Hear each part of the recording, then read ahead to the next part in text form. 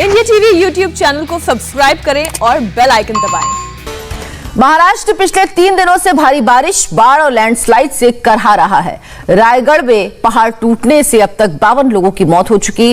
Rescue operation अब भी जारी है। सांगली पूरी तरह जल समाधि ले चुका है। रत्नागिरी, सिंधुदुर्ग, कोल्हापुर, सतारा जैसे जिलों में भारी तबाही है।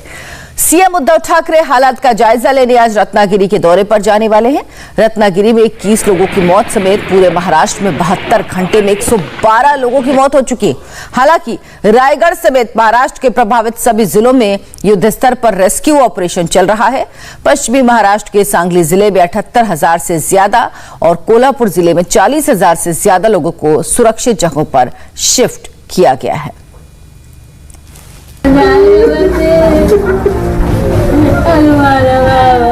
पूरे गांव में मातम पसरा है। हर परिवार बिलख रहा है। अपनों को खोने का दर्द आंखों में आंसू बनकर उतर आए हैं।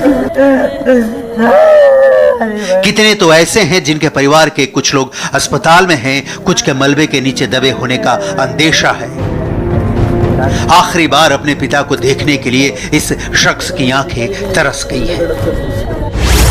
मलबे में दबे लोगों के परिजन अब धीरे धीरे इस गांव में पहुंच रहे हैं। हमारे साथ कुछ लोग, उनसे बात करते हैं। आप मुझे बताइए, आप कहां से यहां पर आ रहे हैं और आपके परिवार के कौन लोग यहां पर रहते थे? मैं पुणे से यहाँ तक आया हूँ।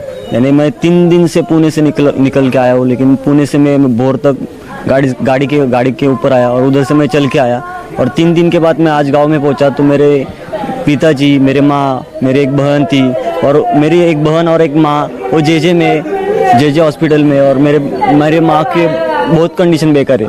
और मेरे पिताजी इसी पूर के अंदर गड़प हो गए। उनकी सिर्फ डेड बॉडी मिली मुझे और वो मुझे दिखाई भी नहीं, उन्होंने गड़प कर ली उधर। और मेरी आजी, वो भी उसकी डेड बॉडी ही नहीं मिल रही अभी। किसी ने पिता खोया तो किसी की मां ने मलबे के नीचे आंखें मूंद ली। परिजन पहाड़ गिरने की खबर सुन गांव पहुंचे थे, लेकिन जब पहुंचे तो पता चला कि उनकी पूरी दुनिया ही उजड़ चुकी है। ना घर बचा है, ना घर में मां बची है। आशियाने पर पहाड़ ऐसा गिरा कि सब दब गए। हमारी माँ, एक हमारी भांजी और एक बहन, तीनों दब गए। मिले नहीं कोई। हम उनके लिए मुख्यमंत्री साहब को भी बोले। मुख्यमंत्री साहब बोले, उन्होंने बोला है अब हमारे घर भी सब टूट गए, कुछ नहीं बचा है यहाँ पे। कुछ बोला तो हमको रुकने के लिए भी जगह नहीं है। ऐसे हमारा हाल है। तो मुख्यमंत्री साहब बोला, आप चिंता मत करो, हम कुछ ना कुछ कर देंगे आपके लिए। तो हमारी माँ 90 साल की थी। हम पुणे से निकल रहा था तो यहाँ खाना बनाती थी।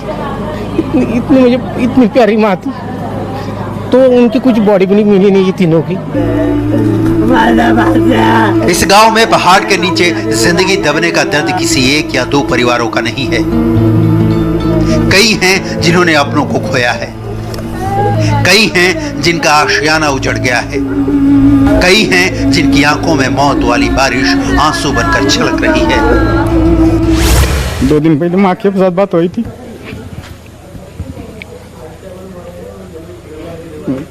मेरी माँ गई, 3 दिन से आ रहे हैं, वो इधर लग गए। कुछ भी नहीं मिला अभी तक, बॉडी भी कुछ नहीं मिली। मेरी भांजी भी गई, मेरी एक बहन गई। ये तो कुछ भी पता नहीं अभी तक।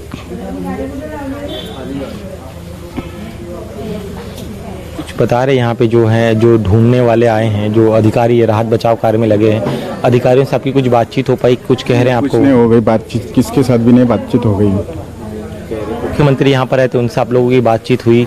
उन्होंने कुछ कहा या आपने उनसे क्या कहा? नहीं, मुख्यमंत्री हमको मिला ही नहीं। हम नीचे थे, जब आया था, जब नीचे हमको छोड़े नहीं पुलिस लोगों ने, हम नीचे से बैठे थे गाड़ी में। और जाने के बाद हम लोग आए इधर। सब कुछ तबाह हो गया है, तो अब आपके पास रहने की कोई व्यवस्था घर परिवार के? नहीं, अभी हमारे पास गरिश नहीं, हमारे पास अभी। कुदरत के विनाश में वर्तमान स्वाहा हो चुका है। भविष्य की चिंता खाए जा रही है। प्रार्थना के सिवा इनके पास कुछ नहीं बचा। शायद मलबे के नीचे से टूटती सांसों की कोई सिसकी सुनाई दे। शायद टूटे पहाड़ के बोझ तले कोई अपना अब भी जिंदा हो। ये वो लोग हैं, इनका कहना है कि इनका आशियाना जो बड़ी मेहनत से इन्होंने बनाया था वो मलबे में दब गया है। इनके परिजन नहीं मिल रहे हैं और अब ये रहेंगे कहाँ पे, इसकी चिंता भी इन्हें सताई जा रही है। तो ये दोहरी मार है इन लोगों पर, भविष्य की चिंता, साथ ही में जो अपने इनके मलबे में दबे हैं वो अब तक नहीं मिले। प्रार्थना कर रहे हैं ये कि जल्द से जल्द राहत बचाव कार्य पूरा हो और इनके जो परिजन मलबे में दबे हैं वो सुरक्षित बाहर निकले। किसी परिवार से 1, किसी परिवार से 2, किसी से 3, किसी से 4, किसी से 5। मौत की गिनती अब तक मुकम्मल नहीं है क्योंकि रेस्क्यू ऑपरेशन अब भी जारी है। आगे कब तक जारी रहेगी कहना मुश्किल है क्योंकि चारों तरफ सिर्फ विनाश लीला ही दिख रही है। मलबे में 5 लोग फंसे हमारे। बोलेगा तो कौन सा, ये मेरा भाई का भाई क्या लगवाया, साड़ू रहते ना, साड़ू, वो 5 लोग मिले मलबे फंसे। एक मिला है और बाकी 5 लोग फंसे। और ये जो बहन का ये था वो परिवार, तो 3 लोग मिले हैं। एक जिंदा मिला था, वो फ्रैक्चर है, वो जेजे हॉस्पिटल में एडमिट है। क्या हुआ था उस दिन, कैसे दरका पहाड़, कैसे रायगढ़ के इस गांव में पल भर में मातमी सन्नाटा, चीखें और आंसुओं की बरसात शुरू हुई। रिपोर्टर दिनेश मौर्य ने हादसे के प्रत्यक्षदर्शियों से पूछा। बारिश हो रहा था, बारिश की वजह से इधर पानी भी बहुत बाढ़ रहा था ऊपर से, उसकी वजह से हम भी भाग गया क्योंकि दूसरा पहाड़ी था वो भी नीचे आने का चांस था, इसलिए हम भी भाग गया। अच्छा, आप मुझे बताइए आप लोगों ने क्या किया उस दौरान? तभी मैं तो 2 दिन कंपनी में रुका हुआ था, सुबह जब आया तब सब ये हो गया था। आप में से कोई था जो जिस दौरान जैसे ये चले गए थे, आप थे यहाँ पे? आ जाइए, आप मुझे बताइए आपने क्या देखा उस दौरान, आपके गांव की क्या स्थिति थी? गांव की तो बहुत बड़ी खराब स्थिति थी। हम सब ने अभी जो करना था वो कर दिया, हेल्प करने की मदद की, लेकिन बारिश की वजह से 3 दिन से यहाँ पर बारिश हो रही, पानी की वजह से कुछ समझ भी नहीं आ रहा था और बहुत दुखा भी था, इसलिए कुछ समझ में नहीं आ रहा था। और जब वो सब गिर गया तो हम सब ने भी हमारी फैमिली को लेकर हम सब नीचे गए। हम 2-3 वाड़ियाँ थे उनको सब नीचे कर दिया और हम सब नीचे चले गए। उसके बाद दोपहर 2-3 बजे हम आए सब देखने के लिए, तो सब पूरा नीचे ही गया था बारिश रुकने के बाद। रायगढ़ के इस गांव में पहाड़ मौत बनकर टूटा और देखते ही देखते सब कुछ बर्बाद हो गया। लेकिन गांव के लोगों का दर्द सिर्फ इतना नहीं कि उन्होंने अपनों को खोया, उनका दर्द तो मुआवजे का मरहम लगाने वाले और बढ़ा गए। सुनिए टूटे दिलों की वो दास्तान जो सरकारी फाइलों में मौत के आंकड़े में शायद ही समा पाए। जरूर है 10 जेसीबी की, 12 बजे अभी सीएम आके गए तो उनके साथ सब चले गए। एक जेसीबी क्या करेंगे, लेकिन थाने का जो टीडीआर का जो सुबह से टीम है वो अच्छा काम कर रहा है। एनडीआरएफ का कुछ नहीं दिखा रहा है, कुछ ही नहीं दिख रहा है काम अभी। तुम लोग का काम सही कर रहे हैं, तुम्हारा काम जो चले रहे हैं वो सही है, लेकिन वो डीसीपी लगा के काम चालू नहीं कर रही एनडीआरएफ का, वो सब बंद है। पूरे इतने अभी ये रायगढ़ जिला डिस्ट्रिक्ट पूरा है, 10 जेसीबी नहीं। मुख्यमंत्री आके गए, तो स्थानीय एमपी आके गया, एमएलए आके गया। एमएलए को भी खुद के पैसे से जब से खुद पैसा खर्चा करके अरेंज करवाना चाहिए था, वो भी नहीं है।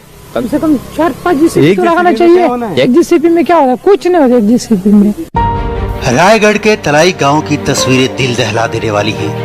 बारिश के बाद पहाड़ ऐसे दरके कि चारों तरफ मलबा ही मलबा है। आशियाने ढह गए जिसमें लाशों की तलाश जारी है।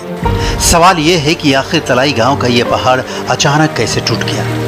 बारिश हर साल आती है, बाढ़ के हालात भी लगभग हर साल पैदा होते हैं, लेकिन पिछले 40 सालों में ऐसा कभी नहीं हुआ कि कोई पहाड़ का बड़ा हिस्सा इस तरह गिरा हो।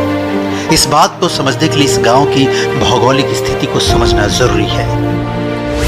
चलिए गांव में हुए इस भीषण हादसे की वजहों को समझने के लिए आपको यहाँ की टोपोग्राफी समझना बेहद जरूरी है।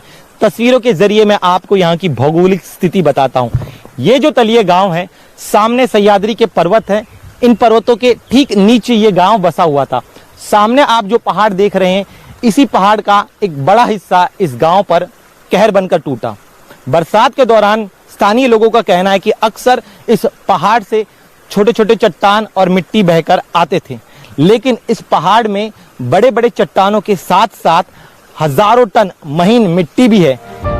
रायगढ़, रत्नागिरी, सिंधुदुर्ग और सतारा सहित राज्य के 14 जिलों पर आसमान की आफत बरसने का दौर जारी है। महाराष्ट्र सरकार से लेकर केंद्र सरकार तक अलर्ट पर है। मौसम विभाग के मुताबिक अगले 72 घंटे पूरे महाराष्ट्र पर भारी है, इसलिए बारिश और बाढ़ से बहुत सावधान रहना होगा।